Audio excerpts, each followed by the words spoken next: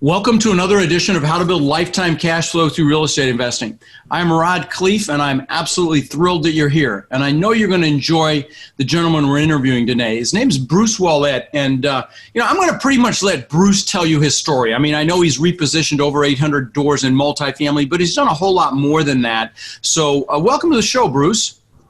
Hey, thanks for having me on. It's a pleasure to be here. Absolutely. So why don't you, in your words, talk about your background. I know before we started recording, you mentioned that you knew my brother, that you met my brother Al at a conference, which is a great memory, by the way, because I'm sure that was years ago. But talk about your story and why real estate, how long you've done it, and just take us back to the beginning. Sure. Well, I had a drug education business that failed, and I closed the doors and broke even, and I said, I got to do something different. And I met a friend of mine, or I should have had a friend of mine. We got together, talked business. He was doing tax lien foreclosures. And that was in 2001. Started doing those for about a year. And I realized how much money he was leaving on the table with an opportunity to buy those houses that people were in fact redeeming their taxes, but they would still sell for, $10,000, $15,000 for a $60,000 house in Phoenix. And I said, man, Gary, let's buy those. And he says, go ahead, have at it. So I started buying those, picked up triplex, duplex, a couple of houses, 3 houses, and partnered with a guy by the name of Jack Martin, and we formed Bakerson. And Bakerson is a play on our fathers. Our fathers are both bakers. In fact, his father worked for my grandfather in Minneapolis at the Wuollet Bakery. And so that's where the Bakerson comes from. That's not my last name, as people think. And so we started fixing and selling them retail, and I could find more properties we could possibly fix and sell. Introduced to wholesaling in December 2002. December 2003, we flipped around 60 houses, 47 to one buyer. And it was wow. a new business was born. And so we got into wholesaling. We've done over 2,000 homes. You've wholesaled over 2,000 homes? Yes, in Phoenix. Wow. Phoenix alone. Wow. And then in between there, of course, and we can get to that later, but I do have some battle wounds. I have some scars. When the market crashed, I paid dearly for some speculation we did that didn't turn out as planned. We got back into housing in 2011, and we did biggest month. We had 37 houses that we flipped, and we did 287 homes that year. It was 2012, and it was fun. It was really fun because I had 7 escrows at 3 title companies in one day for purchases and sales. I remember that was the busiest day of my life, and wow. It was frenetic. And from then on, I said, we can only use one title company. If they want to use their title company, we're not doing the deal. And we bent on that sometimes because banks, you had to use theirs. But facility, we got into that. And we were wholesaling flipping these apartment buildings. It started small, and we did a 250 space mobile home park in Winkleman outside of Phoenix. And we found out what those people did, and we're like, hey, we can do this. We can buy, fix, and sell apartment buildings. So we started doing that in 2014. Did 120 unit in Glendale, 64 unit in Phoenix. 22 unit in Phoenix, 16 unit, 8 unit. And then market got really tight for our model here in Phoenix. Although in retrospect, everything we've seen, we could have made money on 3 years ago, but we decided, let's check Tucson out. Went down to Tucson, picked up 11 buildings down there and combined 2 of them and sold 7, and we have 3 left. So, but now we're in the shift of we're buying for the long term. We're gonna hold for cash flow. So we went from flipping houses to flipping apartment buildings to buy, fix, and sell, 2 to 3 year process for the apartment buildings. And now we're looking at how can we get a 3 to 10 year hold out of this and create some passive income for us and our investors. That's a real quick. That was a lot in a very short amount of time.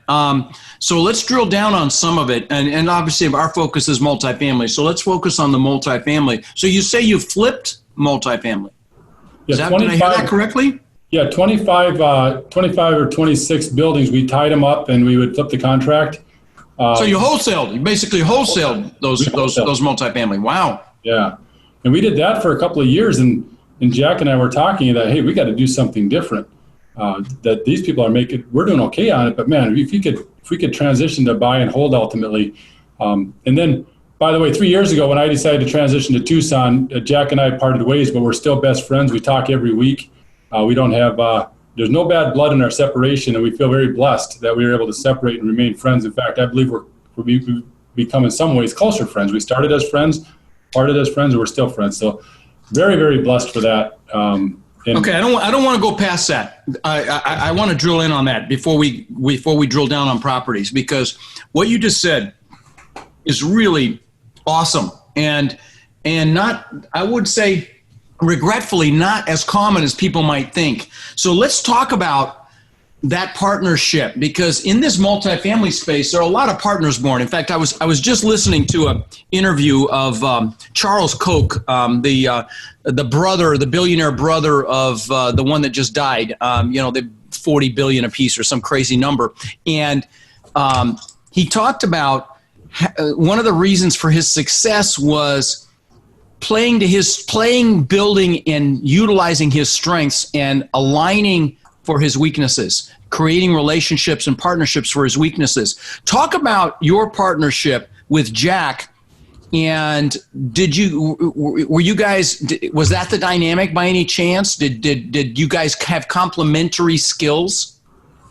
Yeah, when we started out, I own the buildings, and I know very little personally about how to do construction. I've done some things around the house. I like electrical and plumbing, which a lot of people don't like, framing and all that. I don't do so well. And so I would hire that out. Well, I hired him to repair a triplex that I owned, and he got into that, and he said, man, we got a partner. He says, you got a great model here, and I'd like to expand your business. And I said, partner with who? He says, well, with me. And that was in September 2002. October 2002, we started Bakerson, and what it was is he came from a very strong construction background. The guy is insanely talented at construction. The challenge is he doesn't like to do it. He's good at it, but he says I'm really good at it. I mean, he does high-end carpentry work, second to none. But he says he doesn't enjoy it. He likes the business side of it. So he started setting up these crews to build it, to fix and sell, or to fix these properties. Drilling down on the subs, and he was masterful at that. And he brought that in. Then I was primarily chasing the deals, and that's what I'm still good at is chasing the opportunities, exploiting what's out there. And he brought in a lot of the capital. And so that's why we were very complimentary on that. Yeah, that's what I was looking for. Yeah. Okay, fantastic. And so speak to, and by the way, guys, at my live events, I teach this, and I've got probably about a 30-page document I hand out about partnership and the asking the hard questions up front, making sure that you really know the other person. One of the things Charles Koch said on that interview that I heard was, making sure that you're aligned on your mission, number one, aligned on your values, number two, and then that you have the complementary skill sets. So he said that was his recipe for success. And I mean, the guy's worth, I don't know how many tens of billions of dollars. So, you listen to stuff like that. So let me ask you this. In that, to make that partnership effective, were there any rules is the wrong word, but any strategies that you might share with my listeners that made that partnership so effective that you ended it and you're still great friends or even better friends? Yeah, it's actually quite simple, but it's difficult to do. Is we never left the day with bad blood. If we had a disagreement, we always forgave each other before the end of the day. So took care and made sure that the issues were resolved and that we were still on the same page, that we have this bigger objective. Although we had this battle today, I've had a short temper and I blow up kind of easy at people, and he never took it personal, but sometimes I would go too far, or sometimes maybe he would blow up, and we'd have this tension. Before we went home for the day, we made sure that was gone. So when we go home, we have a peaceful life at home. Because you know what happens when you have a bad day at work, you take it home.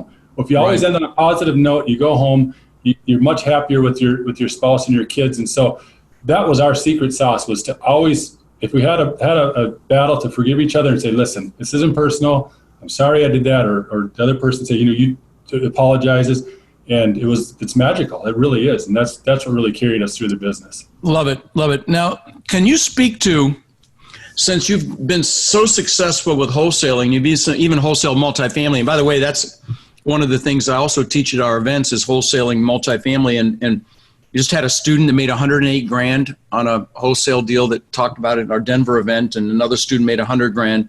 But one of the hardest things right now is finding deals. Can you speak to some strategies that you utilize to find deals without giving, if you're willing to give away some secret sauce, we'd appreciate it.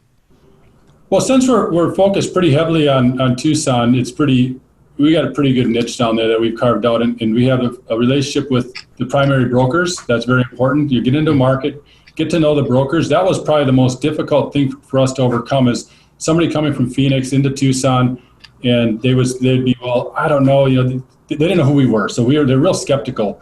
And then after we did 2 deals, now the brokers are calling us with opportunities. This was 3 years ago.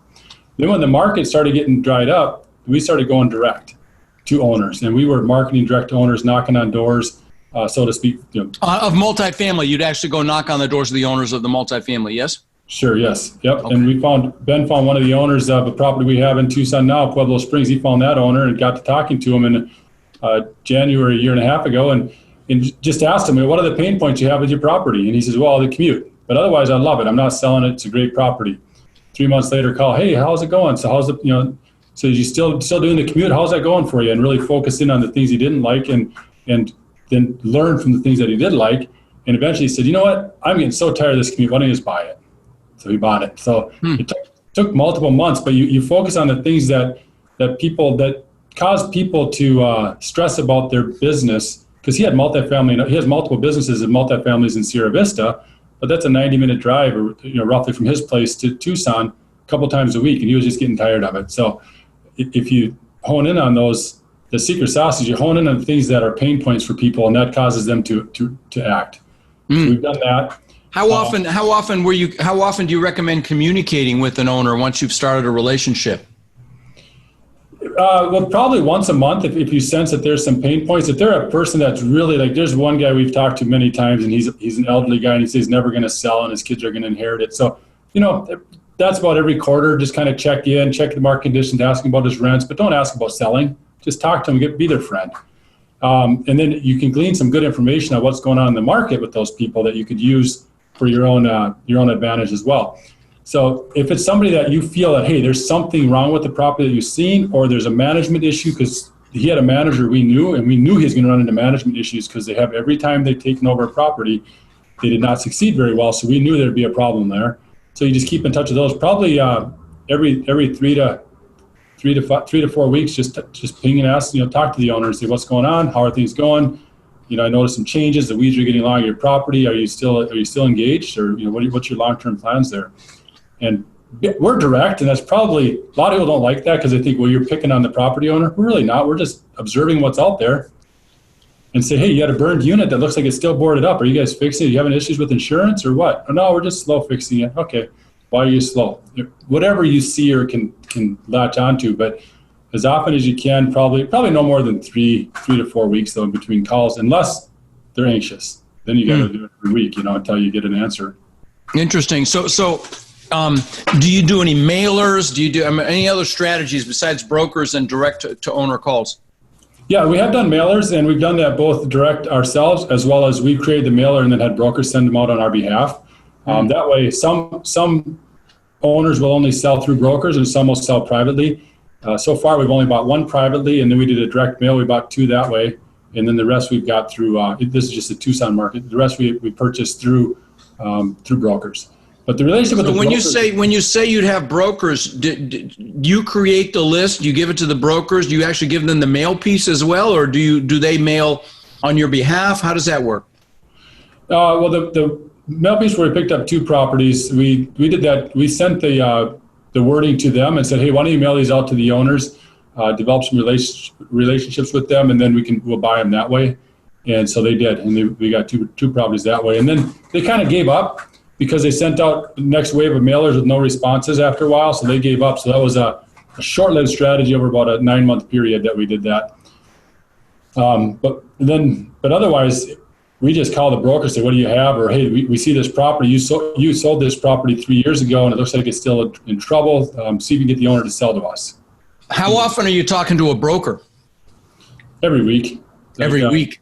Yeah, Ben's my son. He's our acquisition director. He's in Tucson today, meeting with one of the brokers, because we want to seal a deal with him right now. So, an off market. Nice. When you're calling every week, I mean, you're obviously a great communicator. What sorts of, I mean, you just have to find a reason to call. What you just call and just talk about the conversation for a second. Sure. Well, it might be that you've seen an email come over that they sold a property that you liked before and said, hey, I see you sold Bella Vista. Congratulations. How'd that go? That was one we were interested in, and these people obviously paid more than we would. And just tell us about the deal. They tell us about the transaction. Or this last week we said, hey, we're not ready to sell one of our properties, but we'd like a BOV on it. Can you get us a BOV? They say, yeah, we'll get it to you next week. The next week we don't see it. We call up and say, hey, Alan, we don't have our BOV. Are you getting that to us this week? You see, yeah, it'll be in your inbox tomorrow. And we get it in the inbox, and then we say, okay, let's meet next week. Let's go over this BOV and let's talk about the market. And it's not difficult, even on that case, since we have properties that we're looking to sell within this year, to start engaging the brokers and having a reason. But probably one of the biggest things is they send email pieces out on a property, and you say, boy, that's a wishful price. How are you going to get that price? Tell me what we're not seeing in that your list price is like 20% higher than what we'll pay or 10% higher. How do you think you can get that number? And then they share the story of the deal. So whatever way we can, if there's something that's triggering in your head that you want to talk to them, tell them every week. Love it. Love it. Great. So let me ask you this. You've made a shift now from flipping, and you're realizing the big money, long-term wealth is really in holding long-term. Why is that? Sorry, I put the words right in your mouth. Is that why you made the shift, or tell me why you made the shift to holding onto these properties longer? Well, that's actually a question, because the shift you just said is not what the paradigm shift that I had. I'm addicted to the flip. I get a high on that, and I get in and out. And I hired a business coach, and he said, Bruce, quit using your business to feed your adrenaline. Go ride your mountain bike, jump out of airplanes, go do something else.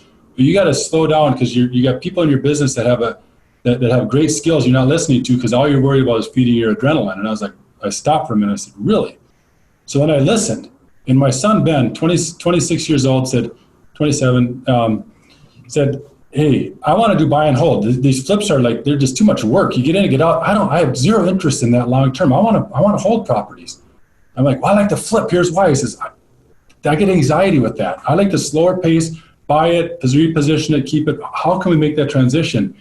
And we did bat heads a little bit because of the transition for me, because I'm kind of thick-headed. He's a young guy, and of course you think, well, what does he know? He's been in real estate now, 6 years with me?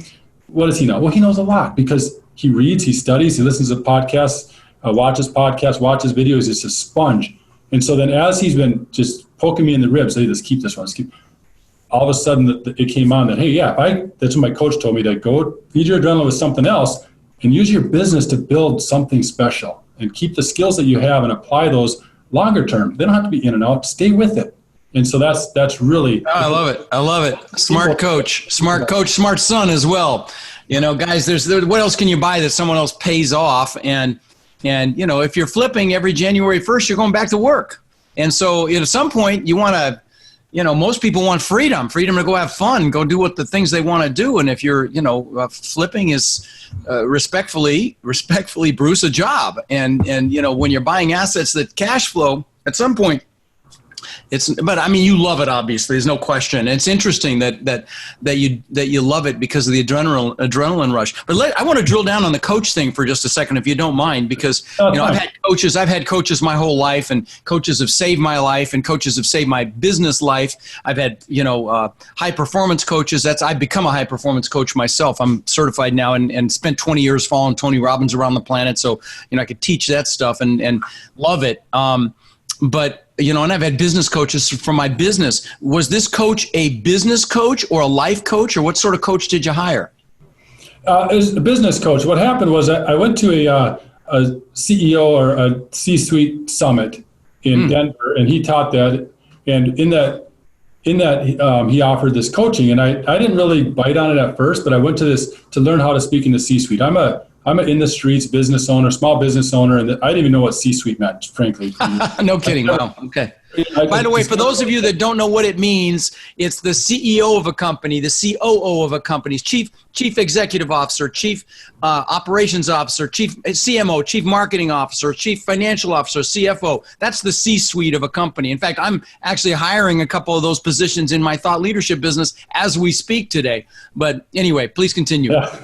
So yeah, then I got to talking. I said, you had mentioned some coaching, and he said, yeah, he's been a trainer for corporate America for 28 years or 30 years now, and he says that there's so many skills that they teach the C-suite that can be applied to small business, and there's really not a great avenue for those education for a part-time course, if you will. So I signed up for 6 months, and what's been now, 18, 19 months, I've lost track of time. So just month after month. In fact, we have a call today in an hour and a half. I got my bi-weekly, twice a month we talk.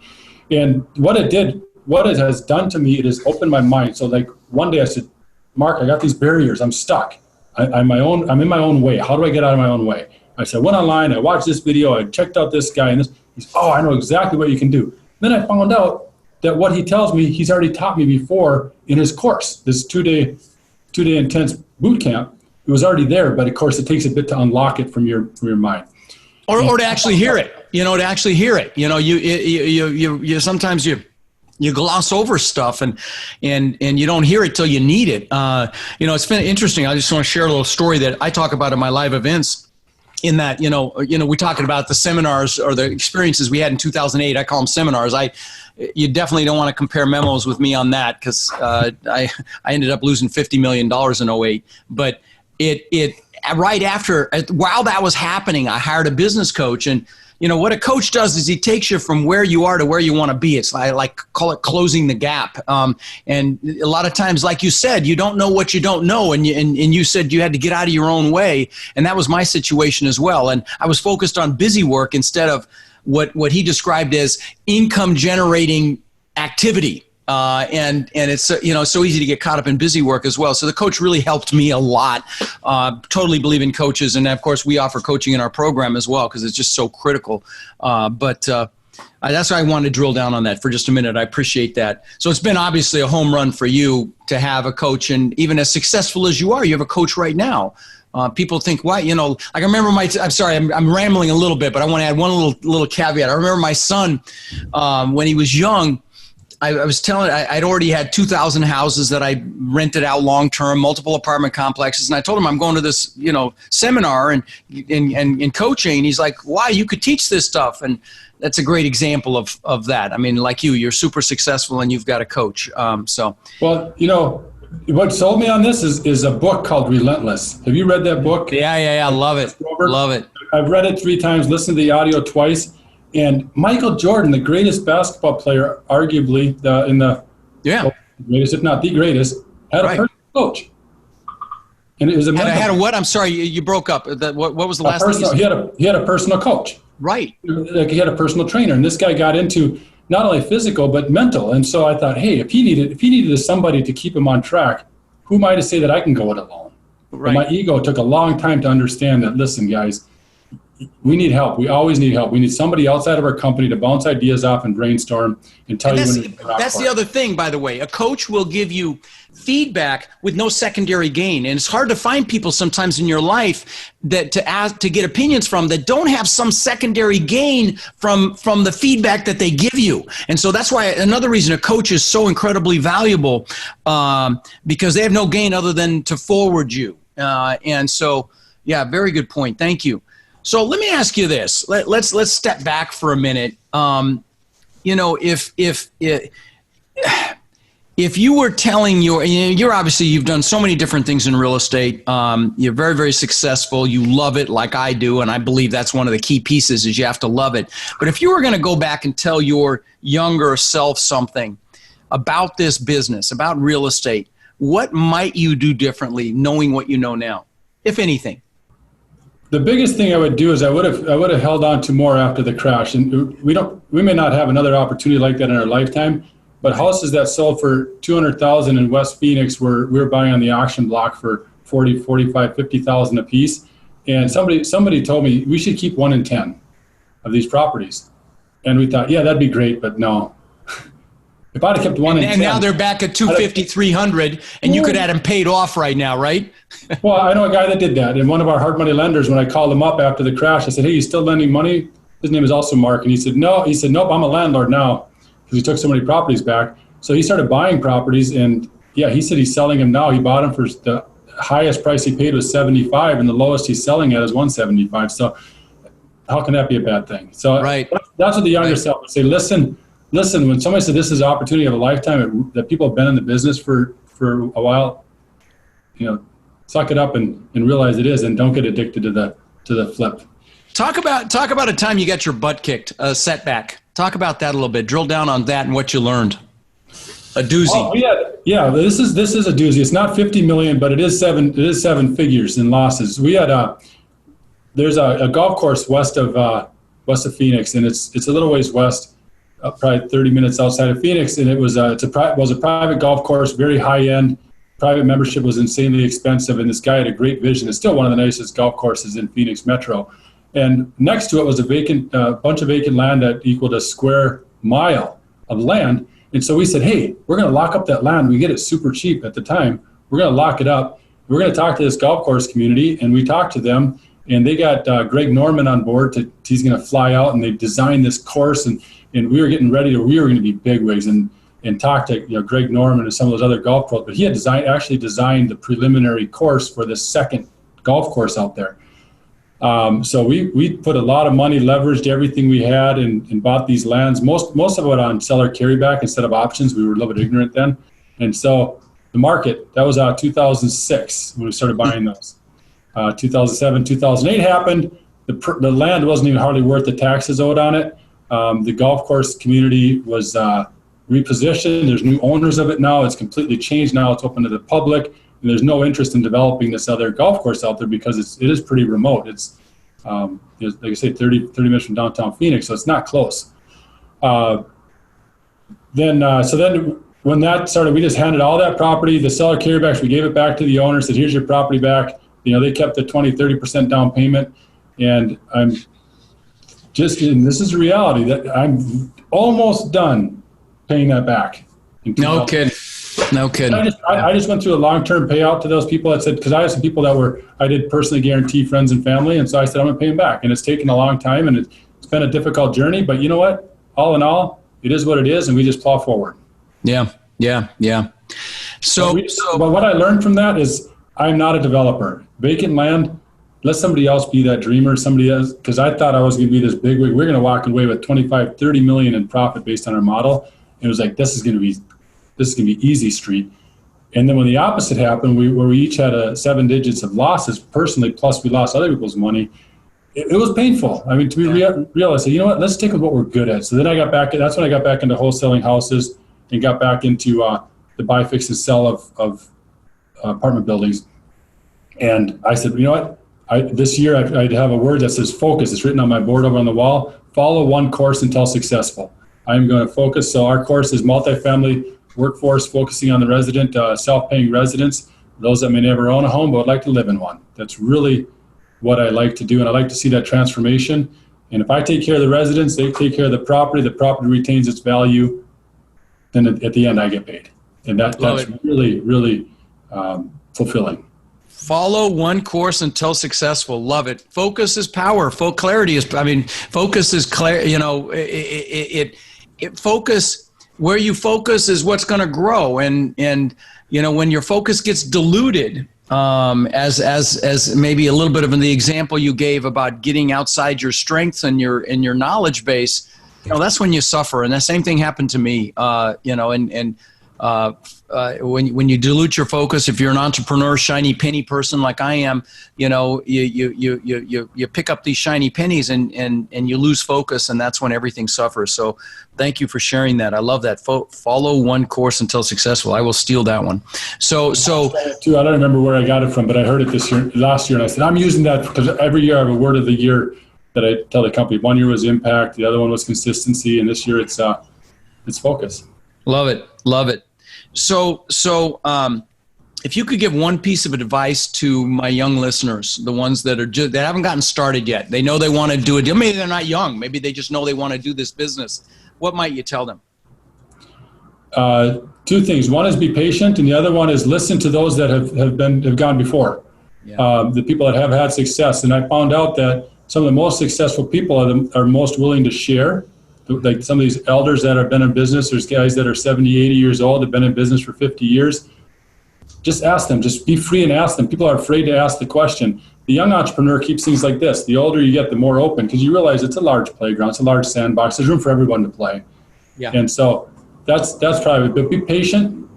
That's been my biggest challenge in my life, is I'm a very impatient person, but patience and perseverance and listening to those that have gone before is really valuable for me.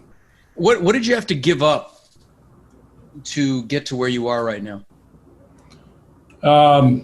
What did I have to give up? Probably. What did you have to sacrifice? Let me say it a different way. Consistent income, because when I was, some days you didn't get paid. Some days you're going home and saying, honey, we got to hold off on doing this or doing that. We just don't have the money. And she said, well, what do you mean? You just sold this house or that house? Yeah, but we bought this one and that one. So there was a lot of that going on through time. Probably the biggest sacrifice was to realize when to, internal, that when to realize when to stop and smell the roses, so to speak, and always take care of your family. Because, but it is, you're not going to do it. You hear these things, start part-time. I don't know anybody that's made a decent living anywhere working part-time. Eventually you get into it full-time. Yeah. One sacrifice is consistent paycheck. The second one is I buy my own health insurance. You don't get health insurance with a real estate investment company. You got. But by the way, as a caveat, sorry, I got to say this. When you buy assets that cash flow, you do get a consistent paycheck. Just want to throw that out there versus flipping and wholesaling and all these other things. So just another plug for multifamily. But let me ask you this: what do you think? And thank you for sharing what you just shared, because it's very powerful. What do you think is the biggest reason people fail to succeed in this business? They give up too early. Yeah. To me, we looked at this. Yeah, we have this contract that we have on a property in Houston. We're 3 or 4 weeks into this, probably the fourth rewrite of that contract, red line of that contract, and the owners dug his heels in, we dug our heels in, but the property's not listed. It's listed as under offer. So the LOI was accepted, but it's been weeks. At one point, somebody said, well, should we just move on? I said, no. Until he says he's not going to accept, until we have a definite line. Be patient. The second example I have is a 27-unit building we had chased in Tucson. The very first building we looked at 3 years ago, just over 3 years ago, we made an offer. They took another offer, went into escrow, and then it fell out escrow. Then they took another offer. And there was 14 months between our offer, the first offer, and we still bought it at the same price 14 months later. But the good news is we bought the 80 units next door, and we combined it into one property. It's 107 units. But we did that. We're patient. We just kept pinging the owner, and they said, well, when it falls out escrow, give us a call. 14 months later, they had 3 escrows before ours, and we closed on it then. So those are areas people give up too soon. Now, thank you for sharing that. And let me add an exclamation mark on that, guys. It is critical that when you lose on an offer and they accept someone else's, that you stay in touch with that broker on a weekly or bi-weekly basis and ask him how that deal's going. Because if you're the one that calls the day it falls apart, you could be right back in the saddle. I've heard this time and time again. I have a mastermind, and I've got about $5 billion in assets in there that we meet 3 times a year. And I have these people on stage from my mastermind, and that comes up so often that they weren't the first ones to have the property under contract, but time and time again, but they stayed in touch with the broker and they ended up with the deal. So I'm really glad you brought that up. Well, listen, Bruce, I really appreciate you being on the show, brother. You've added a ton of value. It's a pleasure to meet you, and it's cool that you have spent time with my brother in the past. So that he's the most important man in my life. So really cool to hear that. But thanks for being on, my friend. Well, thank you so much, Rod, for the opportunity. This has been a pleasure and really a joy to be on your show. And I look forward to getting to know you better. Likewise. All right, brother. Take care. See you. All right. Thanks. See ya.